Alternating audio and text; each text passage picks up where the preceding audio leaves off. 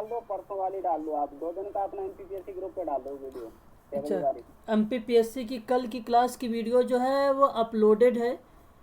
और उसका शायद, हाँ, उसका मैंने लिंक जो है कल का, अगर लिंक आपको भेजा होगा तो टेलीग्राम पर देख लीजिएगा।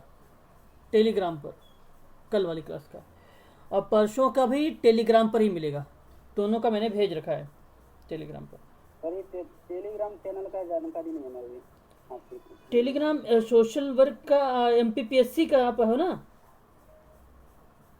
जी सर। हाँ, तो एमपीपीएससी का तो हुआ तो था, कल कल हुआ था क्वेश्चन वाला, वो तो मैंने भेज रखा है भाई एमपीपीएससी से उसमें। ठीक है, ग्रुप में। अब फिर उसके बाद था आपका नागरिकरण और लेकर उसके संबंध में समस्याएं थी, वो भी मैंने टेलीग्राम पे, मैं टेलीग्राम ओपन कर रखा हूँ, और 2 लोग ऑनलाइन भी हैं इसमें अभी। ठीक है, मैंने उनको दे रखा वहाँ पर। ठीक भाई, चलिए मैं शुरुआत करता हूँ।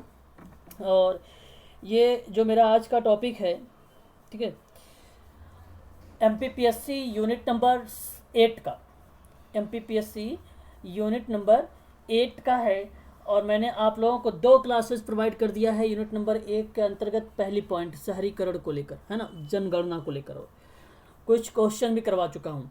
और आज मैं उसी के आगे पर पॉइंट पर चर्चा करता हूँ। तो एक पॉइंट आता है निर्धनता।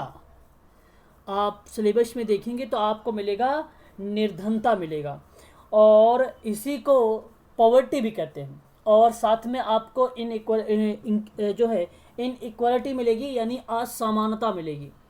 तो 2 चीज़ें आप लोगों को एमपीपीएससी यूनिट नंबर 8 में आपको देखने को मिलेगा।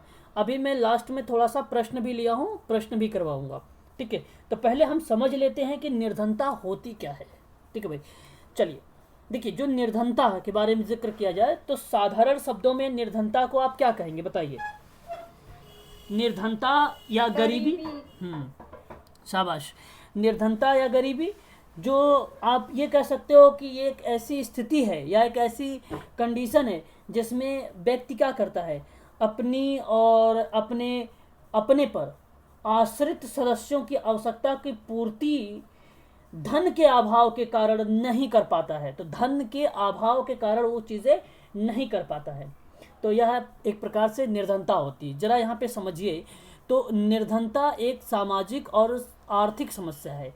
तो मेरा कहने का मतलब यही था कि निर्धनता यानी गरीबी तो एक ऐसी कंडीशन है जिसमें कोई भी व्यक्ति अपनी और अपने पर आश्रित सदस्यों की, जो अपने पर आश्रित सदस्य हैं, जो मेरे पर आश्रित सदस्य हैं, उनकी आवश्यकता की पूर्ति धन के अभाव के कारण नहीं हो पाता है, तो वह आप कह सकते हो कि ये निर्धनता है। वही आपको बताने की कोशिश की जा रही है कि निर्धनता एक सामाजिक और आर्थिक समस्या है, और इसकी उत्पत्ति और स्वरूप की बात किया जाए तो जटिल है।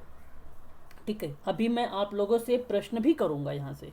विश्व जो है सम्मुख गरीबी की समस्या का एक सामाजिक और नैतिक और बौद्धिक चुनौती है, और गरीबी एक सर्वव्यापी समस्या है, और समृद्ध देश की इसकी चपेट में या इसकी चपेट से नहीं बच पाया है, गरीबी से या निर्धनता से। तो कहने का भाव ये है कि विश्व के पूरी संपूर्ण की बात हो रही है, वर्ल्ड की बात हो रही है, तो पूरे वर्ल्ड में समस्याएं जो है मौजूद हैं गरीबों के प्रति।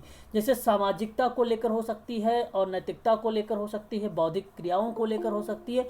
इन प्रक्रियाओं में अगर आप देखा जाए गरीबों के परिप्रेक्ष्य से या दृष्टिकोण से, तो उनके लिए एक प्रकार की चुनौतीपूर्ण हो जाता है। ये उनके लिए क्या हो जाता है, ये चुनौतीपूर्ण हो जाता है ना। तो यहाँ अगर मैं आगे बात करूँ आपसे, तो कह रहा है कि विश्व में गरीब देशों की संख्या इतनी है कि उन्हें तीसरी दुनिया का नाम से भी पुकारा जाता है। तीसरी दुनिया के नाम से भी अगर पुकारा जाता है तो वो गरीबी को ही पुकारा जाता है या निर्धनता को ही पुकारा जाता है। मेरा कहने का मतलब ये है कि जहाँ सामाजिक और आर्थिक समस्याएं हैं, ठीक है, समाज में वह व्यक्ति जो अपनी बुनियादी आवश्यकताओं को यहाँ पर रिप्रेजेंट कर रहा है। जैसे अगर मैं आपसे बात करूँ भोजन को लेकर, वस्त्र को लेकर, आवास को लेकर, इन सारी प्रक्रियाओं में अगर वो व्यक्ति असमर्थ है तो वह एक प्रकार से माना जा सकता है कि ये गरीब व्यक्ति है ना। बताइए, अगर असमर्थ है तो मानोगे कि नहीं मानोगे? बिल्कुल मानोगे। हाँ जी, प्रशांत सर को ज्वाइन कर लेते sir. Okay okay okay okay, ठीक है, चलिए चलिए। तो ये आपकी गरीबी है, ये आपको थोड़ा सा समझना है कि गरीबी के बारे में कहा क्या जाता है। तो थोड़ा सा कॉन्सेप्ट मैंने आपको यहाँ पे समझाने की कोशिश किया है, ठीक है। आगे नेक्स्ट स्लाइड पे चलते हैं। अब यहाँ पर हम थोड़ी सी उसकी अवधारणाओं के बारे में देखते हैं, क्या है इसके कॉन्सेप्ट। तो आपको तो मैंने साफ शब्दों में बता दिया कि भाई सामाजिकता की बात जब कभी की जाए या आर्थिकता की बात की जाए तो ऐसी कंडीशन में उसका एक दशा के रूप में आता है। दशा एक स्थिति होती है। दशा को ही अगर हिंदी में शुद्ध बोला जाए तो इसको दशा भी बोलते हैं, ठीक है। दशा यानी कंडीशन इसको बोलते हैं। क्या बोलते हैं? कंडीशन बोलते हैं। तो निर्धनता एक आर्थिक स्थिति है, किंतु यानी यह एक सामाजिक पद को भी प्रकट कर सकती है। तो हम ये बात भी कह सकते हैं कि सामाजिक के साथ साथ आर्थिक स्थिति भी इन्वॉल्व है। कारण क्या माना जा सकता है कि एक व्यक्ति की आर्थिक स्थिति का घनिष्ठ संबंध सामाजिक श्रेणी और वर्ग से ही होता है। और सिंपल शब्दों में आप समझिए कि गरीब का जो अर्थ होता है आर्थिक असमानता से लिया जाता है, और निर्धनता को केवल आर्थिक अभाव के कारण से ही प्रकट होता है, या आर्थिक अभाव के रूप में ही प्रकट करना होता है, ठीक है। यह एक संकुचित अर्थ है इसका। तो संकुचित अर्थ होने का मतलब ये है कि निर्धनता केवल आर्थिक चीजों के रूप में जब प्रकट हो जाए तो वह संकुचित हो जाता है। तो प्रश्न आपसे बनता है कि निर्धनता, अब देखो प्रश्न आप लोगों को अभी आने वाले हैं, अभी मैं क्वेश्चन भी करवाऊंगा आप सबसे।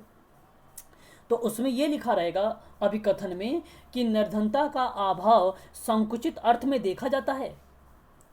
तो आपसे यही सोचना है कि मैंने जो बातें बोली है वो सही है गलत है। तो आप कहेंगे सही है, क्योंकि आपको मैं यहाँ पर बता रहा हूँ कि निर्धनता का केवल जो आर्थिक अभाव की जब बात होगी तो वह संकुचित अर्थ होगा। और विद्वानों ने अपने अलग अलग तरीके से उन्होंने डिफाइन भी किया है। एक प्रकार से अगर बात किया जाए तो परिभाषित किया है। तो गिलीन क्या कहता था? कहता था कि निर्धनता वो कंडीशन है जिसमें व्यक्ति अपर्याप्त आय हो या विचारहीन व्यय हो, उसके कारण जीवन स्तर को इतना ऊंचा नहीं रख पाता है जिसमें उसकी शारीरिक या मानसिक कुशलता जो होती है वो बनी रहे, है ना, वो बनी रहे, ठीक है। तो ये आपकी हो जाएगी आपकी परिभाषा। देखिए परिभाषा पे मैं लेके चल रहा हूँ आप लोगों को यहाँ से।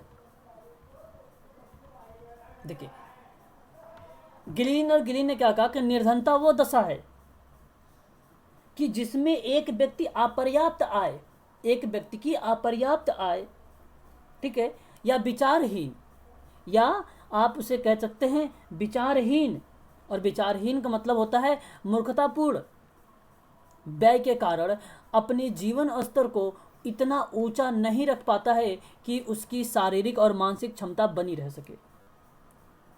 अपने जीवन स्तर को इतना ऊंचा नहीं रख सकता है या नहीं रख पाता है जिससे उसकी शारीरिक और मानसिक कुशलता बनी रहे, और वह जो है उसके आश्रित समाज के स्तर पर होता है। कहने का मतलब यहाँ पर आप ध्यान से देखिए कि जब विचारहीन व्यय के कारण अपने जीवन स्तर को इतना ऊंचा नहीं रख पाता है कि उसकी शारीरिक और मानसिक क्षमता बनी रहे, और उसको तथा उस पर आश्रित को या जो भी आश्रितों को अपने समाज के स्तर के अनुसार उपयोगी ढंग से कार्य करने के योग्य बनाए रखा जा सके, या उसके योग्य बनाए जा सके, या एक प्रकार से आप ये भी कह सकते हो कि उसके आश्रित समाज के स्तर के अनुसार जीवन व्यतीत कर सके, या तो आप ऐसे बोल सकते हो, ठीक है। ध्यान रखना कि भी उसके आश्रित समाज के स्तर के अनुसार जीवन व्यतीत कर सके। ये गिलीन की परिभाषा है। यह आपको ध्यान रखना है थोड़ा सा कि परिभाषा में क्या बातें कही जा रही हैं।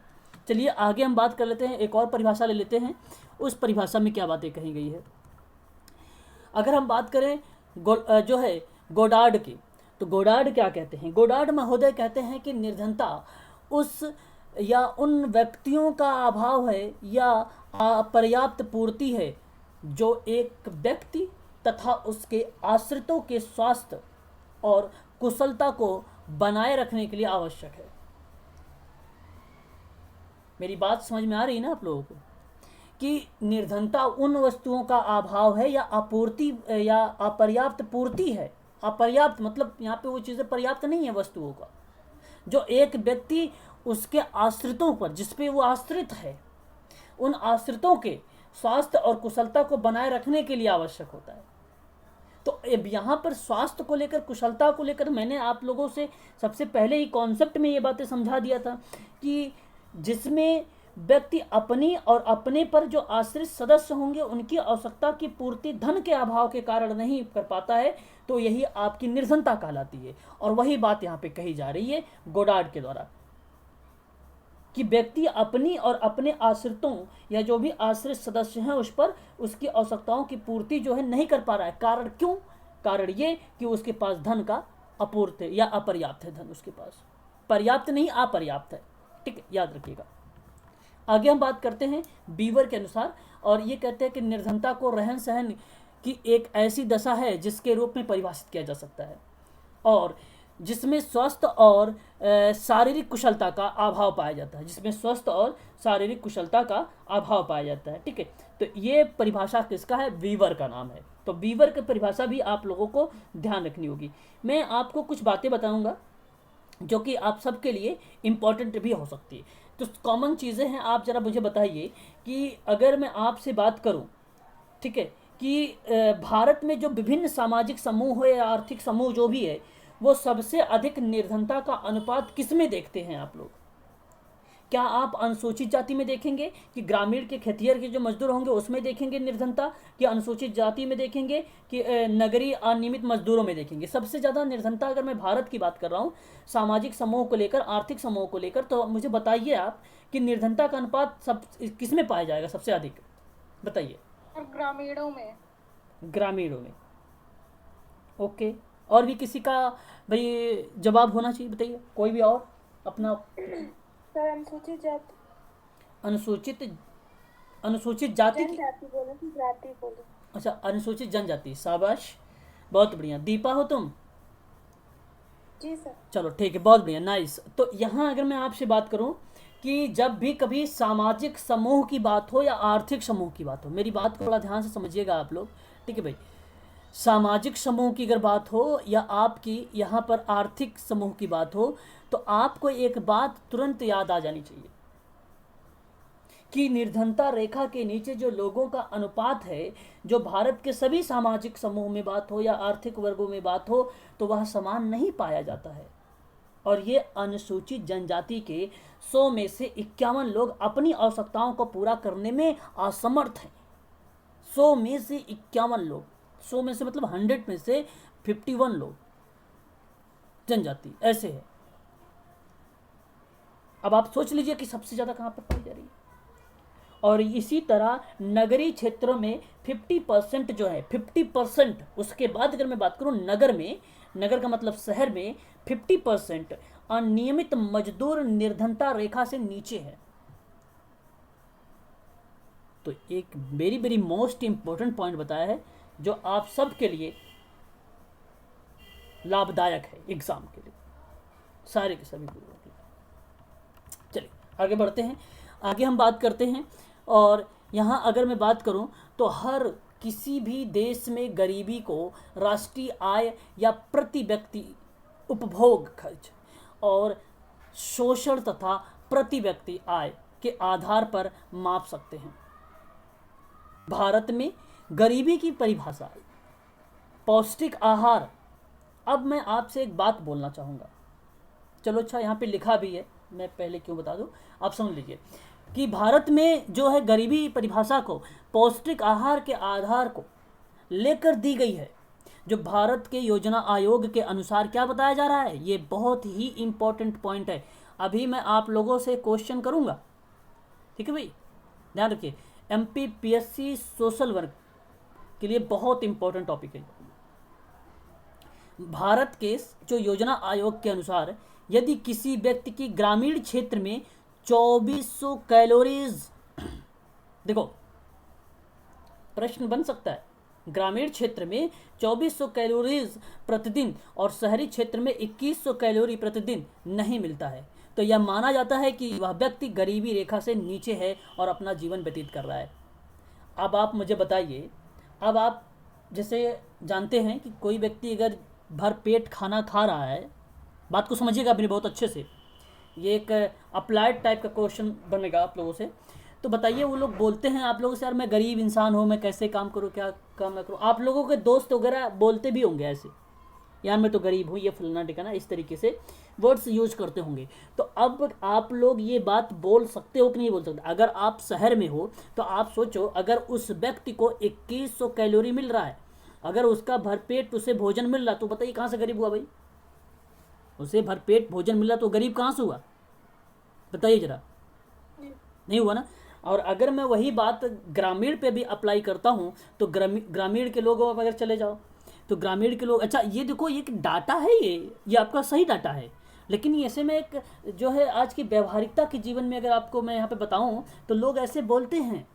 गांव के लोग अगर चले जाओ तो भैया मैं तो गरीब हूँ, मैं शहर में नहीं रह पाऊँगा, मैं ये नहीं कर पाऊँगा, वो नहीं रह पाऊँगा, ऐसे काम नहीं कर पाऊँगा, इस तरीके के वर्ड्स यूज़ करना शुरू कर देते हैं। लेकिन जब वो इंसान का पेट भर रहा है भाई, भोजन उसे कैलोरी मिल रही है 2400 कैलोरीज, तो फिर काहे को गरीब है? गरीब उसे कहा जाता है। गांव के बारे में अगर मैं बात करूं, 2400 कैलोरीज अगर उसे ना मिले तो वो है गरीब। 2100 कैलोरी अगर उसे शहर का व्यक्ति है, अगर उसे ना मिले तो वह व्यक्ति है गरीब। उसे कहा जाता है गरीबी रेखा से नीचे है, वो अपना जीवन व्यतीत कर रहा है, वो व्यक्ति है। प्रश्न आप सबसे ऐसे बनेगा, कहेगा कि गरीबी रेखा के निर्धारण के लिए, गरीबी रेखा के निर्धारण करने के लिए कैलोरी की आवश्यकता जो ग्रामीण और शहरी क्षेत्रों का प्रतिदिन कितनी है? गरीबी रेखा से नीचे प्रश्न ऐसे बनेगा। ऑप्शन रहेगा 2400 कैलोरी तथा 2100 कैलोरी, 2100 कैलोरी तथा 2400 कैलोरी, 2000 कैलोरी, 1500 कैलोरी, इस तरीके का ऑप्शन रहेंगे आप लोगों के सामने। एमपीपीएससी के लिए बहुत इंपॉर्टेंट है, इसलिए बने रहिए लास्ट तक। अभी आपको मैं दिखाता हूँ क्वेश्चन का पैटर्न, किस तरीके से एमपीपीएससी में, ये यूपीपीएससी में पूछा भी गया है ये प्रश्न, है ना, याद रखिए। शेपर्ड एवं वॉश के अकॉर्डिंग दो प्रकार की गरीबी रेखा का उल्लेख किया गया है। देखो यहाँ पर अगर मैं आप लोगों से बात करूँ तो गरीबी रेखा, अच्छा एक चीज़ और बताइए मुझे जरा, गरीबी रेखा जो है, जो निर्धनता का रेखा है, वो आकलन कौन करता है? ऑब्जर्व कौन करता है? कौन बताएगा? नीति आयोग करती है कि राष्ट्रीय प्रतिदर्श सर्वेक्षण संगठन करता है कि वित्त मंत्रालय करता है कि राष्ट्रीय विकास परिषद करता है? कौन करता है गरीबी रेखा का आकलन, निर्धनता का? बताइए। NITI Aayog. NITI Aayog? No no no, NITI Aayog. निर्धनता अगर भारत में जो है, अपने भारत की बात कर रहे हैं हम लोग, कि भारत में निर्धनता रेखा जो है, जो आकलन करती है, वो समय समय पर, अगर मैं आपसे बात करूं तो वो प्रतिदर्श सर्वेक्षण के माध्यम से किया जाता है। राष्ट्रीय प्रतिदर्श सर्वेक्षण संगठन है, जिसको आप NSSO बोलते हैं, लिख लीजिए NSSO, जो राष्ट्रीय प्रतिदर्श सर्वेक्षण संगठन होता है, ये करती है उसका आकलन, ये काम है। नीति आयोग वगैरह नहीं करेंगे, ना ही वित्त वो करेगा आपका क्या नाम है उसका, वित्त मंत्रालय, ना ही राष्ट्रीय विकास संगठन। ठीक है, तो आप इसका ध्यान रखिएगा, ये भी अपने आप में एक इम्पॉर्टेंट क्वेश्चन है। ठीक है, नेशनल सैंपल सर्वे ऑर्गेनाइजेशन इसको बोला जाता है। ठीक है भाई, क्लियर हो गया ना? चलो, अच्छा ये तो आपको पता चल गया ना, दो टाइप का कौन कौन सा है निर्धनता भाई। एक पूर्ण निर्धन होता है, एक सापेक्ष निर्धन होता है ना, इसे भी आप लोग थोड़ा सा ध्यान रखिएगा, दो टाइप के निर्धनता होती है। चलिए आगे हम बात करते हैं यहाँ पर पूर्ण निर्धनता के बारे में। ये होता क्या है पूर्ण निर्धनता? जरा मुझे कंफर्म करिए आप लोग कि पूर्ण निर्धनता होती क्या है।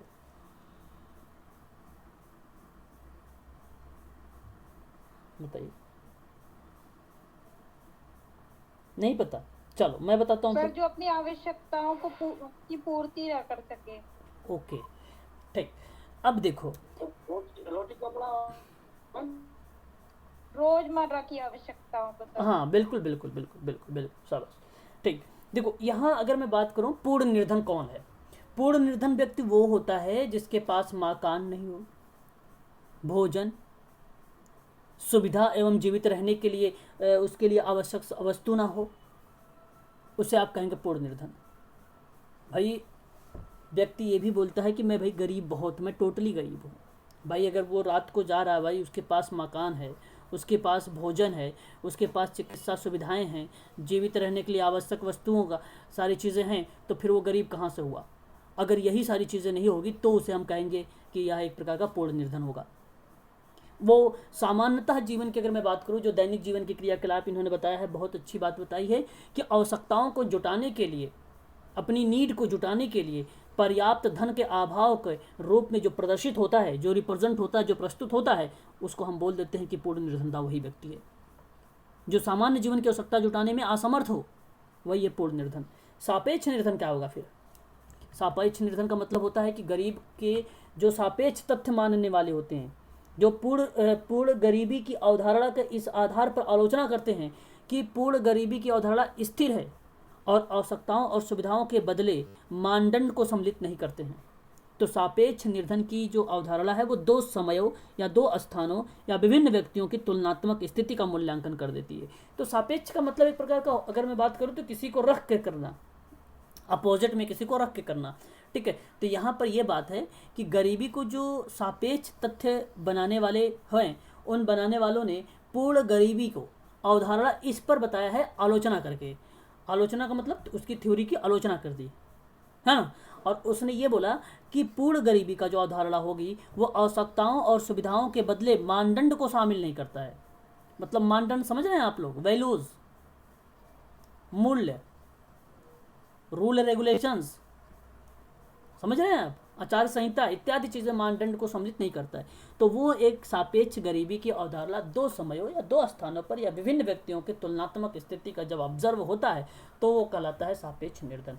तो कहने का मतलब ये हुआ कि वो व्यक्ति जो है अगर आवश्यकताओं को पूरा कर पा रहा है, सुविधाओं को जो है पूरा कर पा रहा है, लेकिन उसको शामिल नहीं कर रहा है, बट उसके बदले में मानदंड को शामिल कर रहा है, तो वह आपका सापेक्ष गरीबी की अवधारणा हो जाती है। और सापेक्ष गरीबी की अवधारणा में समय या स्थान या विभिन्न व्यक्तियों के आधार पर भी इसको देखा जा सकता है। तो सापेक्ष की सिंपल लैंग्वेज में अगर बात किया जाए तो सापेक्ष को क्या कह सकते हैं आप लोग? भाई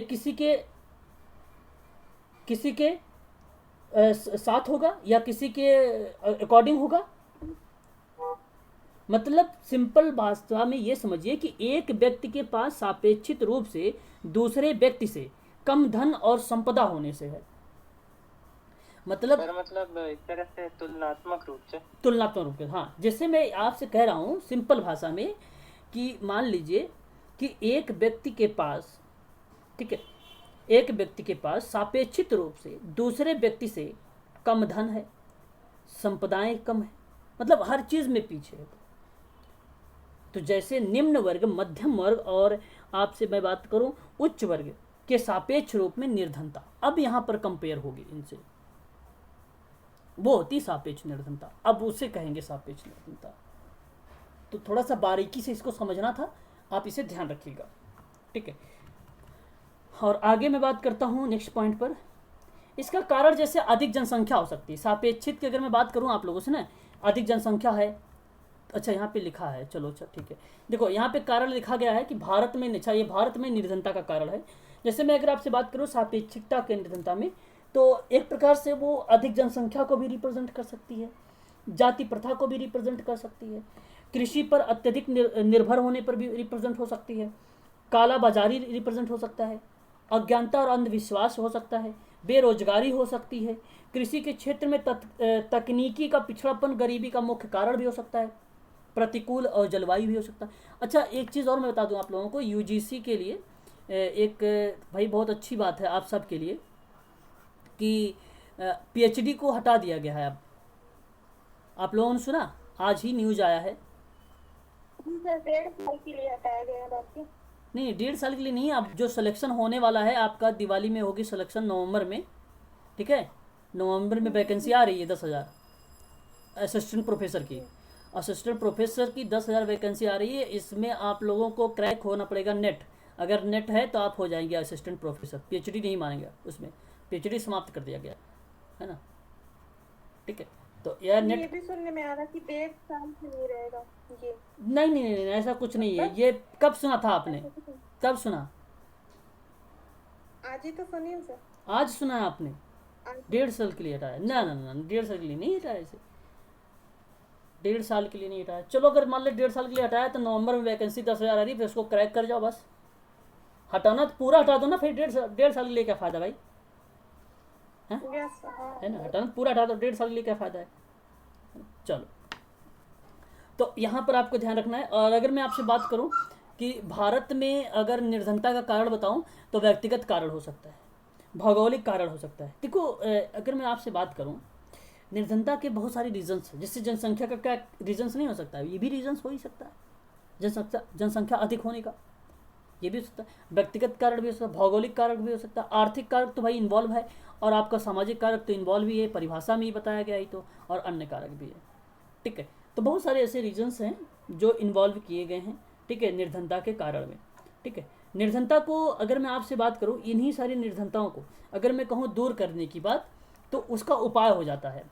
जैसे अगर मैं बात आपसे करूं कि जनसंख्या वृद्धि पर अगर प्रभावी नियंत्रण किया जाए तो बताइए निर्धनता दूर होगी कि नहीं होगी? जाहिर सी बात होगी, ये आपका उपाय हो जाएगा।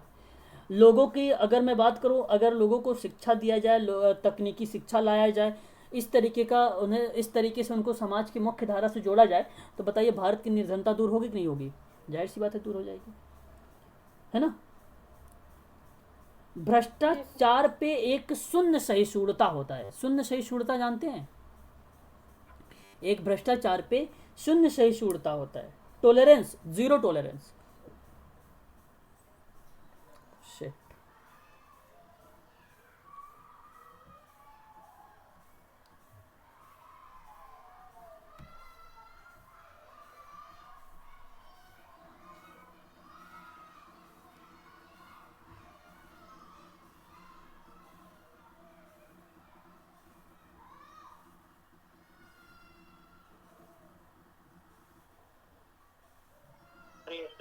हेलो, कॉल करना पड़ेगा। नहीं नहीं नहीं नहीं,